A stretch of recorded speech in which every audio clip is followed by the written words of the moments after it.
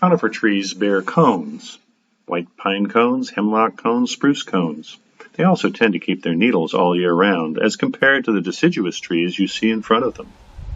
The white pine tree has a very large, long needles and sort of has soft ends to their branches.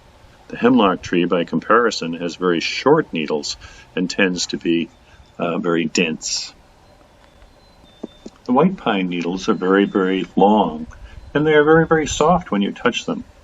This ends up meaning that the ends of the branches of pine trees tend to look sort of fluffy. This compares to the hemlock tree, which has very small needles, and they're all flat, and they tend to be very, very dense. So therefore, hemlock trees look different from pine trees. Spruce trees aren't as common in New England as the white pine and hemlock, and they're different because they end up having needles which are all the way around their twigs. And this ends up meaning that they are actually rather rough to touch because the needles are very rigid.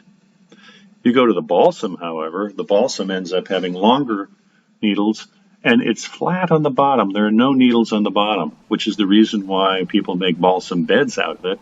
If you're in a lean-to, you place the flat side up, and so it is all soft, and you don't end up having the needles. They also smell wonderful. If you go into fields, you end up finding balsam trees by themselves. If you're going to make Christmas trees out of them, you end up spending a lot of time trimming them so that they look much nicer. There are other conifers which we end up having in New England, and if you end up going out into the woods, try to identify them. The white pine, the hemlock, the spruce, and the balsam, they're all there if you look for them.